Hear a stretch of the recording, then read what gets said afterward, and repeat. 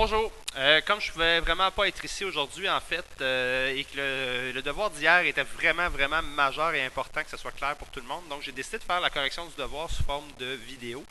Donc, si vous prenez votre document 2.1 au numéro 1, on vous demandait de tracer, numéro 1, 2, 3, 4, en fait, on vous demandait de tracer les droites qui correspondent aux règles ou aux formules qu'on vous a mis là.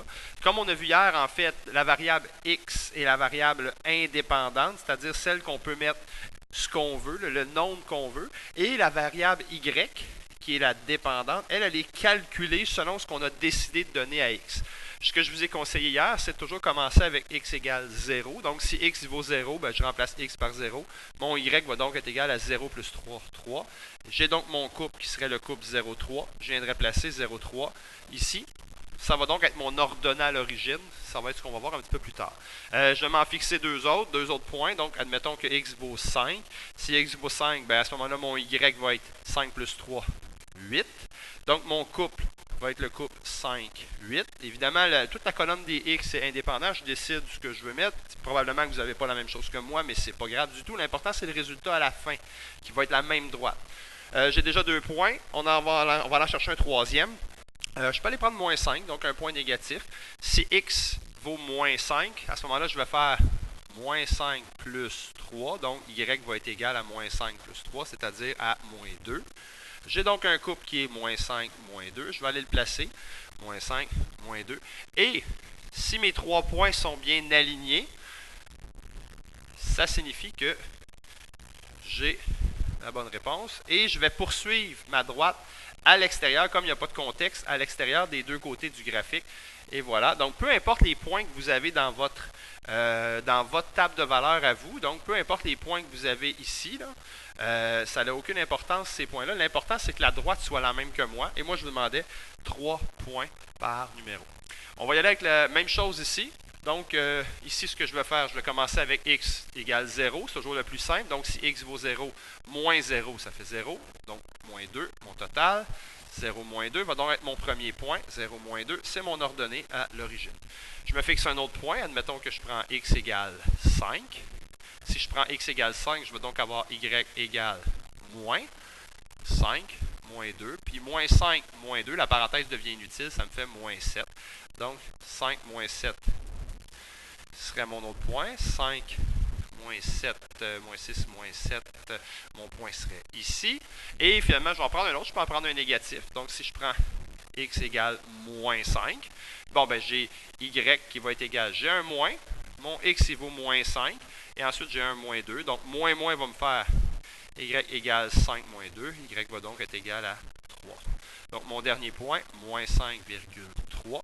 Je vais donc venir le placer, moins 5, 3 ici. Et ça fonctionne bien. Mes 3 points semblent être alignés. Donc, puisque mes 3 points sont alignés, je vais les relier. Il n'y a pas de contexte. Je sors du graphique à gauche et à droite aussi. Et voilà. Peu importe ce que vous avez dans votre table de valeur, ça, c'est pas vraiment important. Ça dépend de ce que vous avez donné à votre variable indépendante. La table de valeur, il y a différentes réponses possibles, mais le graphique, il y a une seule réponse possible, qui est la droite que vous voyez présentement. Au numéro 3. Donc, numéro 3, même chose. On va partir avec x égale 0. Si x égale 0, j'ai donc y est égal à moins 5 fois 0. 0 plus 10, 10. J'ai mon premier point, le point 0, 10. 0, 10 ici, qui va être mon ordonnée à l'origine. Je me prends un autre point.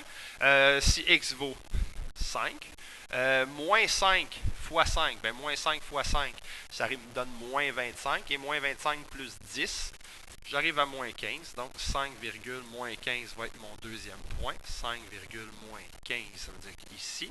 Un troisième, je pourrais le prendre un peu plus loin, disons moins 10. Si je prends x vaut moins 10, moins 5 multiplié par moins 10. Moins 5 multiplié par moins 10, qui me fait 50. 50 plus 10, j'arrive à 60. Donc, j'ai moins 10,60. J'ai un petit problème ici. Moins 10, 60. J'aurais 45, 50, 55, 60 qui est quelque part ici. Donc, mon point, je l'efface parce qu'il n'est pas dans mon tableau. Je vais m'en prendre un troisième. Donc, moins 10, c'était un nombre un petit peu trop élevé dans le négatif. Je vais prendre moins 5. Donc, si je prends moins 5 multiplié par moins 5, ça me fait 25. 25 plus 10, 35. Et lui va rentrer. Donc, moins 5,35. J'ai donc mes 3 points. Moins 5, 35, qui est ici. J'ai mes 3 points. Ils semblent être alignés. On va les relier. On sort du graphique en haut et en bas. Et en fait, ici, j'ai une fonction qui est décroissante et même décroissante assez rapide. Et je sors en haut et en bas. Voilà pour le numéro 3. Numéro 4. Numéro 4, on va se le placer comme ça.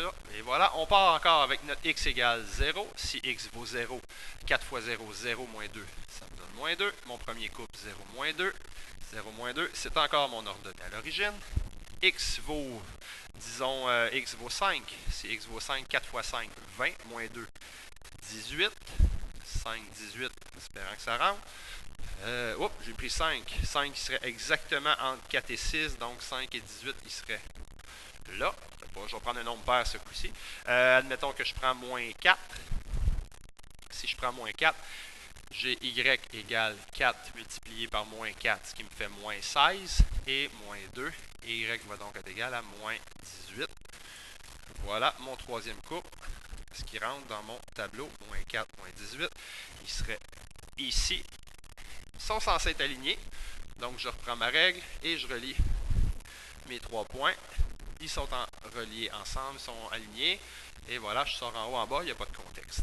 Voilà pour les 4 premiers numéros. Je rappelle, la table de valeurs. C'est pas important d'avoir la même que moi, parce que votre indépendant est toujours ici, ça dépend de ce que vous avez fixé. Tous ces nombres-là pourraient être n'importe quoi. Mais les Y sont calculés, parce qu'ils sont dépendants, selon ce que vous avez mis. Mais les droites dans vos plans cartésiens sont supposées être les mêmes que moi. Maintenant, au niveau du numéro 5, qu'est-ce qui dépend de quoi? Dans le fond, c'est ce qu'on va chercher, toujours à essayer de faire notre phrase. Qu'est-ce qui dépend de quoi? Donc, A, j'ai une quantité d'essence restante dans le réservoir d'une auto et la distance parcourue. Dans ce cas-ci, il y a toujours l'air des fois d'avoir plus qu'une réponse qui est bonne, mais il y en a toujours une qui est meilleure que les autres. Il y en a une qui dépend un peu plus. Donc, dans ce cas-ci, la quantité d'essence restante, elle dépend du nombre de kilomètres que j'ai de parcouru ou de la distance parcourue. Donc ça, c'est pour variable dépendant et indépendant. Ma variable indépendante, c'est toujours celle que je pourrais mettre n'importe quoi. Donc je pourrais décider de parcourir n'importe combien de kilomètres, mais mon essence restante, lui, va être calculée selon ce que j'ai fait. Dans ce cas-ci, plus j'aurai de kilomètres parcourus, donc quand j'élimine, moins il va me rester d'essence. Dans ce cas-ci, ça serait une fonction qui est décroissante. Le deuxième, la somme d'argent que possède Émilie en pièces de 25 cents. Mais qu'est-ce qui dépend de quoi là-dedans? Émilie pourra avoir le nombre de pièces de 25 cents qu'elle veut. Ça, c'est pas important. Par contre, ce qui est calculé, donc la somme d'argent d'Émilie, la somme d'argent, elle dépend du nombre de pièces de 25 cents d'Émilie. Et plus Émilie va avoir de 25 cents, bien évidemment, plus elle a d'argent. C'est une fonction qui est croissante. Elle pourra avoir le nombre de 25 cents qu'elle veut, ça, c'est pas important. Par contre, l'argent va être calculé selon ce qu'elle a. L'aire d'un carré dont on connaît la mesure du côté. Donc, qu'est-ce qui dépend de l'autre variable là-dedans? En fait, qu'est-ce qui est calculé? Ici, c'est l'aire du carré qui est calculé ou qui est dépendant de la mesure du côté. Donc, mesure du côté. Et plus le côté va être grand, nécessairement, plus l'aire va être grande. Donc, on est encore en présence d'une fonction qui est croissante. On y va avec les 3 prochains. Les 3 prochains. La distance parcourue par un objet en chute libre durant t secondes. Donc, on lâche un objet et on s'intéresse à la distance qu'il va parcourir. Mais dans ce cas-ci, qu'est-ce qui va dépendre de quoi? Je vous dirais que habituellement, quand il y a du temps, 95% des fois quand il y a du temps, le temps est toujours un indépendant parce qu'on peut regarder notre objet après 3 secondes, 8, 10, 12 secondes. Ça, le temps, souvent, c'est indépendant.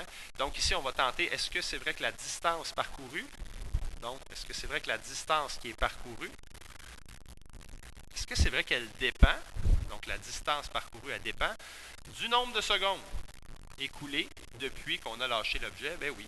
Donc, dans ce cas-ci, plus ça va faire de temps, plus la distance qui va être parcourue va être élevée. Le prochain, on a le salaire d'un mécanicien qui est payé selon le nombre d'heures qu'il travaille. Bien, dans ce cas-ci, qu'est-ce qui va être calculé à partir de quoi? Bien, évidemment, son salaire, qui est en dollars, il est calculé ou il dépend du nombre d'heures de travail. Et plus notre mécanicien va travailler d'heures, bien évidemment, plus élevé va être son salaire. Donc, on a une fonction qui est croissante. Le numéro F, on s'intéresse au volume d'eau d'une baignoire qui se remplit à raison de 20 litres à la minute. Ce n'est pas nécessairement le chiffre qui nous intéresse, nous, dans ce cas-ci, c'est plus les unités. Donc, qu'est-ce qui est calculé à partir de quoi? On a encore du temps. Généralement, le temps, ça va pas mal en indépendant. Donc, dans ce cas-ci, le volume en litres, donc ça c'est en litres qu'il y a dans la baignoire, il dépend du nombre de minutes écoulées depuis qu'on a ouvert le bain. Donc, dans ce cas-ci, plus ça va faire longtemps que le bain est ouvert, donc plus il y a de minutes, plus il y a de litres à l'intérieur du bain. On n'est pas en présence d'un bain qui se vide, on est en présence d'un bain qui se remplit. C'est pour ça que c'est croissant. Lettre G, le montant à payer pour l'envoi d'un colis et la masse du colis. Donc, dans ce cas-ci, qu'est-ce qui va dépendre de quoi? Bien, ici, le prix en dollars, évidemment, il est calculé, donc il dépend de la masse. Le colis, je peux décider d'envoyer le colis que je veux. Il peut peser, peu importe combien il va peser, que ce soit 5, 10, 12 kilos, peu importe. Mais ce qui est sûr, c'est que le prix va être calculé selon la masse. Et plus le colis va être pesant, plus il va coûter cher à envoyer. Donc, voilà pour le numéro 5, la première page. J'espère que vous avez remarqué qu'il y avait un verso à cette page-là. Donc, ici, verso à la page. On s'intéresse maintenant à un arbre. La hauteur d'un arbre et son âge. Donc, qu'est-ce qui dépend de quoi ou qu'est-ce qui peut être calculé à partir de quoi? Dans ce cas-ci, on a encore du temps.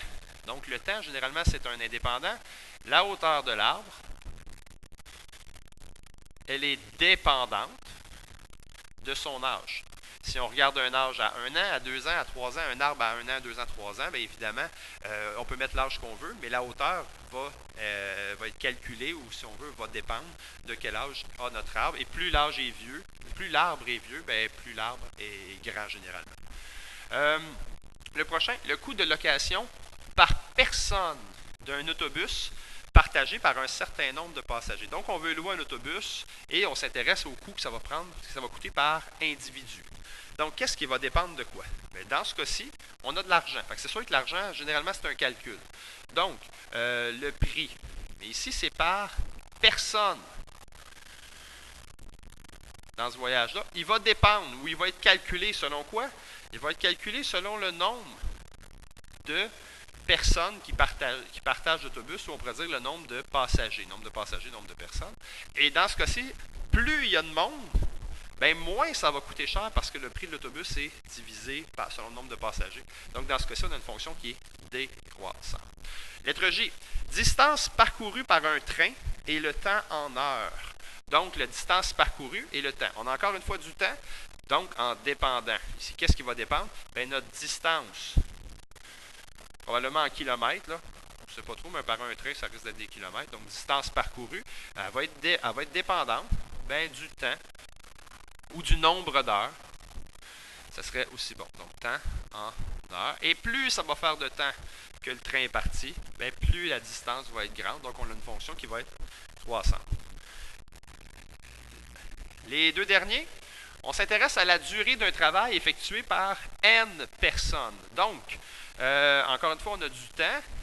Et ici, on a un certain nombre de personnes. Dans ce cas-ci, c'est un peu différent. Donc, on suppose qu'on a un gros travail à faire, puis on a des gens qui viennent nous aider. Donc, effectué par un certain nombre de personnes. Mais qu'est-ce qui va se passer? Bien, ici, la durée du travail va dépendre du nombre de personnes qu'on a pour nous aider.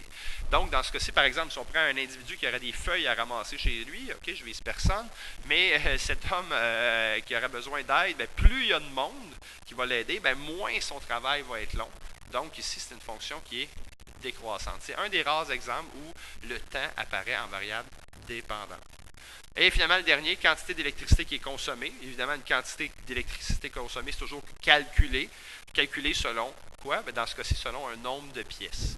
Donc ici, qu'est-ce qui va dépendre? Bien, la quantité d'électricité, probablement en kilowatts ou en watts. Là. Quantité d'électricité consommée va dépendre ou va être calculée, c'est la même chose, donc va être dépendante de quoi? Bien, du nombre de pièces éclairées dans une maison. Et plus il va y avoir de pièces éclairées, bien évidemment, plus on va avoir besoin d'électricité. Donc voilà, ce serait une fonction qui est croissante. Et ça termine le devoir d'hier, donc j'espère que ce n'était pas trop long.